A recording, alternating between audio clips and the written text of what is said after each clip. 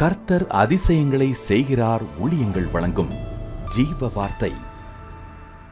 இந்த நாளிலும் கர்த்தருடைய ஊழியக்காரன் உங்களை சந்திப்பதில் கர்த்தருக்குள் பெருமகிழ்ச்சி அடைகிறேன்.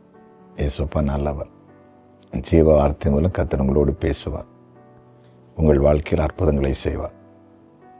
உங்கள் வாழ்க்கையை மேன்மைப்படுத்துவார். உங்களை சாட்சி எழுப்புவார். விசுவாசிங்க.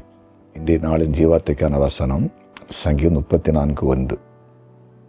கர்த்தரை நான் எக்காலத்திலும் ஸ்தோத்தரிப்பேன், அவர் துதி எப்போது என் வாயில் இருக்கும். கர்த்தரை நான் எக்காலத்திலும் ஸ்தோத்தரிப்பேன்.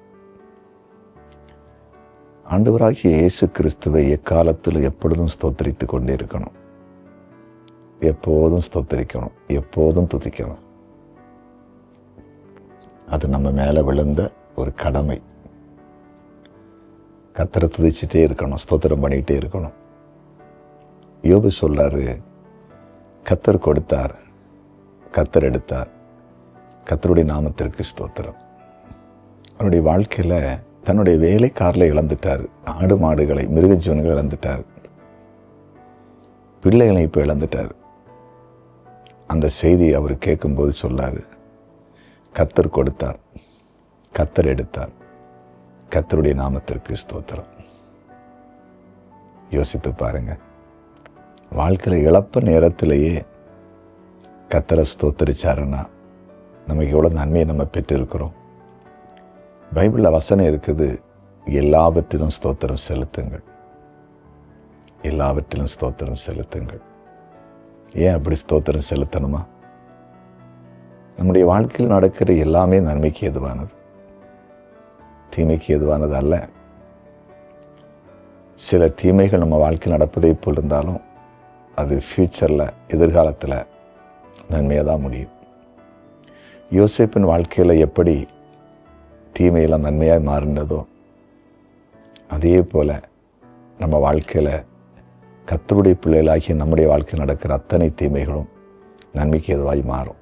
அதனால் எது நடந்தாலும் ஸ்தோத்திரம் பண்ணுங்க. எப்பொழுதும் எக்காலத்திலும் இயேசுப்பாவை ஸ்தோத்தரித்து கொண்டே துதித்து கொண்டே இருங்க. நிச்சயமாக நீங்கள் கீழாக்கப்படாமல் மேலாக்கப்படுவீங்க, வாலாக்கப்படாமல் தலையாக்கப்படுவீங்க, மேன்மையாக இருப்பீங்க. சரியா? ஜெபம் பண்ணுவோமா? ஜெபிப்போம். நான் எக்காலத்திலும் கர்த்தரை ஸ்தோத்தரிப்பேன், அவரை துதிக்கிற துதி என் வாயில் எப்போது இருக்கும். எக்காலத்திலும் கர்த்தரை ஸ்தோத்தரிக்கிற, கர்த்தரை துதிக்கிற ஒரு கிருபை எல்லாருக்கும் உண்டாகட்டும். ஆண்டவரே, சிலர் ஆண்டவரை துதிக்கிறத ஒரு வெட்கமாக நினச்சிருக்காங்க.